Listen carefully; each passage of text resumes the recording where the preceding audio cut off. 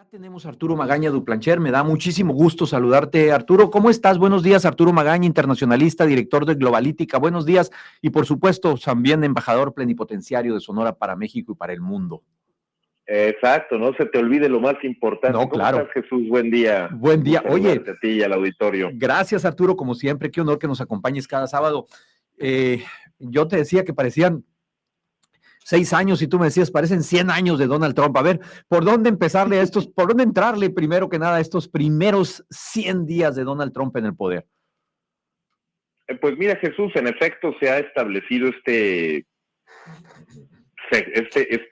número de días, sí, como si fueran, digamos, adquirieran este significado simbólico de lo que significa todo un mandato de un presidente. Porque no sé si es buena o mala noticia que llevemos 100 días de Trump. Nos faltan otros 1000 y tantos, sí, ¿no? Pero en efecto, es decir, parece que durante los primeros 100 días se puede sentir un poco la temperatura, sí, de lo que va a ser un gobierno, y creo que ya tenemos claves suficientes, ¿no? De un poco de qué se trata. Han sido 100 días frenéticos, a un ritmo trepidante, sí, ¿no?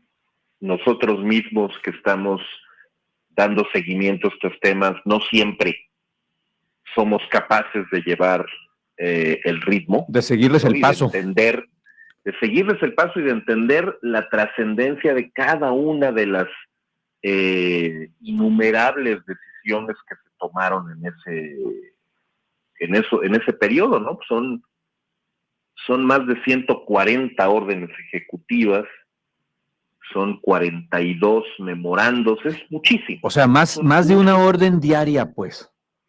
Sí, claro, de hecho, como lo habíamos platicado la vez pasada, pues incluso el primer día ya había un número impresionante. Sí, me acuerdo. 26 órdenes ejecutivas que lanzó así a cascoporro en ese estadio donde aventaba plumas. Sí.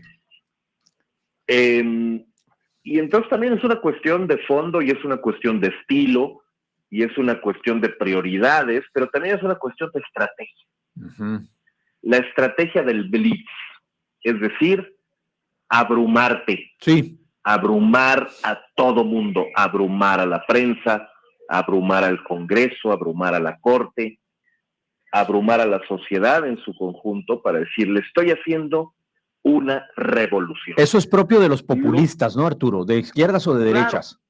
Claro, luego ya podríamos discutir si efectivamente es una revolución o no. Sí. ¿No?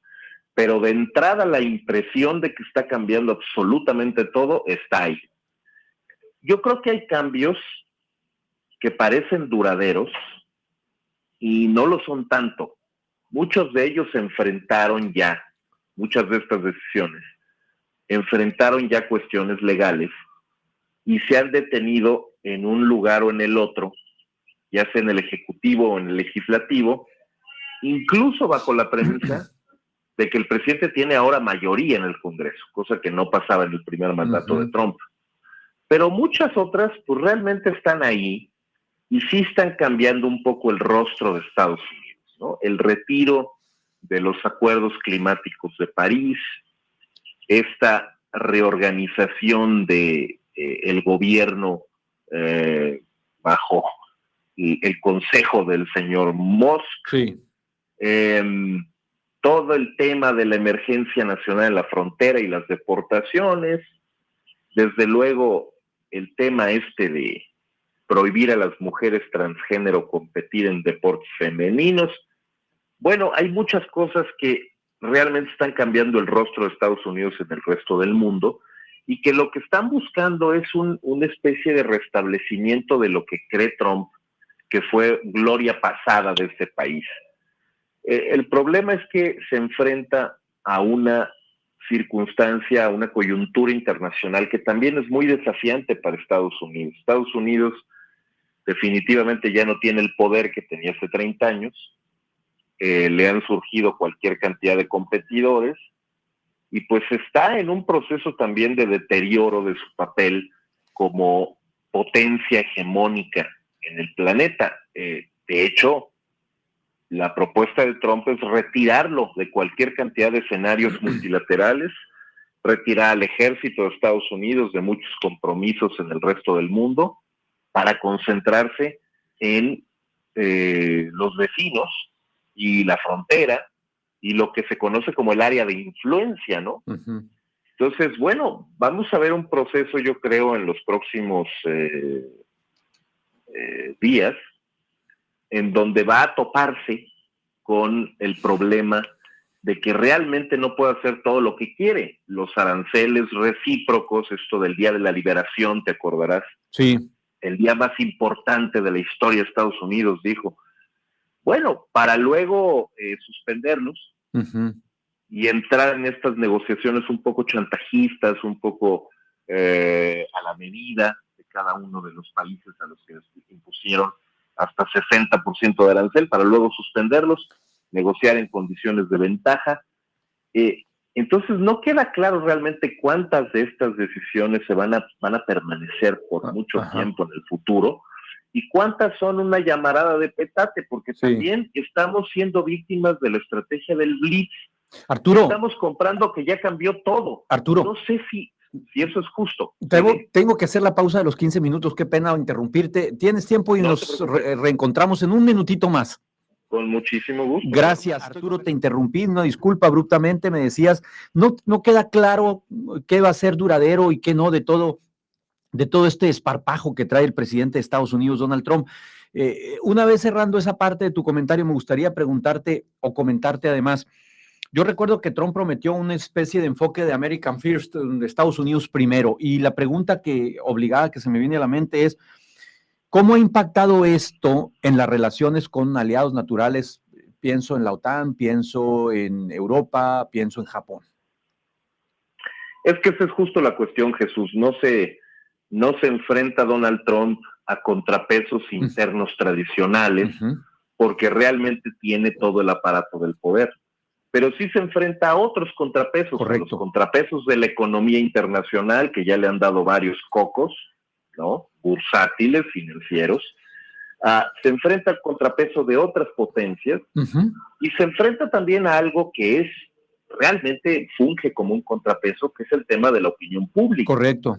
Está por debajo de los 44 puntos de popularidad, que es algo verdaderamente grave, sobre todo para un presidente que ganó con ese enorme respaldo de la sociedad de Estados Unidos en todos los estados columpio, etcétera. Y por lo tanto, pues empieza a gestarse este proceso en donde distintos países dicen, bueno, reconozco que hay un gran poder todavía en Estados Unidos, pero seguramente tengo manera de evitar muchas de las cosas que están sucediendo. Y por ejemplo, Canadá es nuestro ejemplo favorito, porque a Canadá lo trató muy mal el presidente Trump, tanto al primer ministro saliente como al primer ministro entrante, y sin embargo, pues mira a Canadá, o sea, el primer ministro de Canadá ha conseguido el mismo trato que México, prácticamente idéntico, que ganara en una votación impresionante el candidato del Partido Liberal, quien es ahora primer ministro Mark Carney, se reúne la próxima semana con Trump, y Trump ha sido, a partir de la elección de Carney, muy cuidadoso con Canadá, que probablemente también vea reducidos otros aranceles impuestos en su contra y quizá algún avance en otras materias. ¿A qué me refiero con esto? Pues que está pagando bien enfrentarse a Trump, por lo menos en el caso canadiense. En el caso europeo hay muchas voces que dicen, pues basta de la relación especial con Estados Unidos, no es a fuerza, cambiémosla, ya no es un socio confiable, busquemos otros mercados. China parece que está muy tranquila con lo que está pasando. Muchos países les han puesto otros cocos, digamos, vendiendo bonos del tesoro y diciendo, mira cómo destruyo desde acá tu economía, la confianza en la economía de Estados Unidos. Lo hizo Japón y tantos otros. Entonces, pues la verdad es que la muestra de fortaleza que parecían los 100 días han sido una muestra de debilidad, de deterioro, de debilitamiento del poder de Estados Unidos. Ahora, todo esto es posible decirlo más o menos impunemente desde Brasil, desde Moscú, desde Beijing, desde Indonesia. Claro, desde México es distinta la cosa. Claro, hay que tener más cuidado. Es nuestro principal socio comercial y casi que está diseñado nuestro modelo de desarrollo en función del crecimiento de la economía de Estados Unidos. Correcto. Bueno, mala tarde para México, porque el resto del mundo sí puede hacer cosas que nosotros no. Sí, claro. Oye, Arturo, hay un jugador aquí que es clave en el tema de la geopolítica. Bueno, dos, y te pediría opiniones sobre uno y sobre otro. Vamos primero con Corea del Norte y su programa nuclear. A ver, todo esto de Trump, estos primeros 100 días, lo que ha dicho, etcétera, ¿aumentan el riesgo de un conflicto o crees que haya realmente alguna estrategia detrás, particularmente con Corea? Fíjate que es muy interesante que lo preguntes, Jesús, porque ustedes recordarán que durante el primer gobierno de Trump hubo un esfuerzo de acercamiento con Kim Jong-un. Sí. Ahora dice que abrió una comunicación con Corea del Norte. Sí. Y es que pasa algo que es muy interesante. Con estos presidentes que lo que tienen es una agenda imperial de restitución de la hegemonía y sienten que viven en el cuerpo de Teddy Roosevelt y que esto es el siglo XIX, pues lo que más les interesa es tener una política de interacción con otros imperios y otros gobiernos autoritarios de corte militar que encima de todo tienen armas nucleares. Los enemigos de Trump no tienen armas nucleares. Son Canadá, son México, Panamá, Dinamarca, etcétera. No son Rusia, no son China, no son definitivamente India, Pakistán, no son los países nucleares. Correcto. ¿No? Entonces tiene un especial respeto, predilección por los países y los líderes que cuentan con estas herramientas y siente que además tiene que hacer una política de interacción con otros países hegemónicos o imperiales o que tienen esta visión mucho más cuidadosa. Entonces realmente no hemos visto una andanada, al contrario, hemos visto ciertas acciones y expresiones de buena voluntad hacia varios países y me parece que esto reduce las posibilidades de un conflicto abierto a nivel nuclear con Estados Unidos. Con Rusia no la ha tocado ni con el pétalo de una rosa. Sí, justo al contrario, justo para allá iba. Es otro tema polémico, ha habido al contrario, siento que ha habido acercamiento con Rusia, ¿no? Totalmente, y a propósito de la guerra en Ucrania y respecto de la situación en Palestina, pues también ha sido muy cuidadoso de no generar la impresión de que Estados Unidos puede ponerse por encima de cualquiera de esas potencias nucleares, ¿no? Es decir, hay que respetar a Rusia, hay que respetar el papel de Rusia, hay que respetar el papel de Israel, etcétera. Bueno, pues lo único que están tratando de decir es, me meto con los que puedo meterme. Sí, claro. Entonces, realmente, digamos, el único riesgo, que no es menor, es que Estados Unidos en este repliegue estratégico hacia el hemisferio occidental, hacia su entorno de acción más natural, ¿no?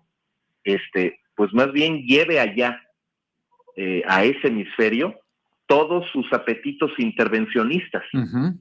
Entonces, pues, ¿quién le va a ayudar a Panamá si quiere tomar el canal de Panamá? Pues yo creo que ninguna de las potencias nucleares va a estar dispuesta. ¿Quién le va a ayudar a Groenlandia si es que decide hacer efectivamente algo ahí? Bueno, es otra cuestión porque la OTAN tendría herramientas para impedirlo. Parece una locura que lo vaya a tratar de hacer. Pero todos los días nos amanecemos con que hay información de que Trump quiere algún tipo de intervención militar en México. La prensa hoy, por ejemplo. Sí. ¿No? El Universal, ¿lo viste hoy? ¿No? Sí, por supuesto, por supuesto. Fíjate, yo quería cerrar precisamente con el tema de México, pero antes, nos quedan 3 minutitos, antes no quisiera dejar de que le echaras una miradita a la otra región del mundo que creo que es muy importante, que es Medio Oriente en relación con Trump. Hemos visto bombardeos en Siria, hemos visto también un acercamiento con Saudi Arabia, con Arabia Saudita. ¿Cómo evalúas la estrategia de Trump con esa región? Y luego ya cerramos con México en 2 minutos que nos quedan. A lo mejor estoy forzando mucho la máquina, mi querido Arturo. No, tranquilo, se trata de eso. Fíjate que toda esta idea de tomar el control de Gaza y convertirlo en la Riviera Maya, pues es un delirio, pero por otra parte parece tener algo de método, en el sentido de que Estados Unidos está buscando a Irán para hacer una gran negociación con Irán y cambiar el juego en Medio Oriente, reconfigurar ahí las relaciones de poder. Hay un personaje ahí clave que se llama Witkoff, que fue el enviado especial de Trump para Oriente Medio y quien ahora parece que va a sustituir a Mike Waltz en la oficina esta de Seguridad Nacional de la Casa Blanca, porque nos lo mandaron a Naciones Unidas en la semana. Y creo que sí, es decir, creo que él está dispuesto a cierta reconfiguración geopolítica del Medio Oriente, pero otra vez, de la mano de las potencias hegemónicas, ¿no? Sí. Y sin tocarle sus intereses necesariamente. Para eso, imagínate qué disparate, ¿no? Buscar a los iraníes, pero también sentarse con los rusos para hacerse una repartición conveniente del Medio Oriente. Y esto también incluiría a China en alguna especie de gran estrategia, digamos, de división o reconfiguración de las fronteras y del mapa tal cual lo conocemos. Pero al final, me parece que sí es una cuestión de, a mí lo que me interesa es garantizar cierta estabilidad, y esto, pues sí, todo eso me interesa un poco menos. Lo que realmente me interesa es tener yo poder. Sí, exacto. Zona, ¿no? Y finalmente aterrizamos algunos negocios. Ajá. Claro, y finalmente aterrizamos en México con lo que decías, ¿no? Con la nota principal del Universal, cómo busca una operación militar de Estados Unidos, Donald Trump busca una operación militar de Estados Unidos contra el narco en México, y cómo la presidenta autoriza el ingreso de más de 300 soldados. Claro, porque realmente parece que la presión es muy fuerte. Sin duda. ¿Quién sabe a qué grado? ¿Quién sabe con qué profundidad? ¿Quién sabe con qué medios? Pero lo que estamos viendo es que sí, o sea, el establecimiento de una base militar en la frontera, Jesús, que es la amenaza y que probablemente se materialice pronto, pues es gravísimo, porque es, digamos, desarticular mucha de la presencia de Estados Unidos en otras latitudes y llevarlas al hemisferio occidental, llevarlas a la frontera, por ejemplo. Sí. Bueno, pues eso sería un cambio radical de prioridades de Estados Unidos, cambiaría completamente el rostro de la frontera, afectaría muchísimo a México y estaríamos en presencia, ahí sí, para que veas, de una nueva era en las relaciones entre ambos países y un poco en ascuas frente a qué sigue respecto de contener al gigante, porque eso nos toca sobre todo a nosotros, ¿no? Sin duda. A los mexicanos. Arturo, te agradezco muchísimo, como cada semana, que nos ayudes a ponerle la mirada al contexto internacional. El próximo miércoles inicia el cónclave, probablemente dentro de 8 días ya haya habido una fumata blanca. Ojalá podamos coincidir por acá en este espacio para dedicarle unos minutos también a eso. Me dará mucho gusto, sobre todo para comentar la ridícula fotografía que publicó la Casa Blanca el día de hoy, y que realmente dice uno, bueno, si de esta seriedad se trata la administración Trump, pues a lo mejor estamos perdiendo el tiempo y mejor deberíamos ver qué pasa en el Vaticano. Sí, la vi, de hecho por ahí la compartimos, impresionante, es decir, para poner en contexto a nuestra audiencia, es una fotografía y está en la cuenta oficial. Yo dudé por un momento cuando te la envié si era la cuenta oficial de la Casa Blanca. No, sí es, me metí, la revisé un poco antes de entrar al aire. Es para nuestros amigos de la audiencia, al cual lo pueden checar en la cuenta de X de la Casa Blanca, en inglés. Es una imagen de Trump vestido de papa, punto, para acabar pronto. Y nada más porque él había dicho, yo sería un muy buen papa. Sin duda. Qué bien luzco. Bueno, la verdad es que no aguantamos la risa. No, claro. Arturo, te agradezco mucho y te mando un abrazo. ¿Dónde te leemos? ¿Dónde te seguimos? Gracias, un abrazo, Jesús, @Duplanchera, @Globalítica. Nos vemos por aquí la próxima vez. Por ahí estamos pendientes también de tus recomendaciones operísticas el fin de semana, si es que hay. Con mucho gusto, claro que sí. Las bodas de Fígaro hoy en vivo, Metropolitan Opera House. Ah, qué rico. Gracias, un abrazo.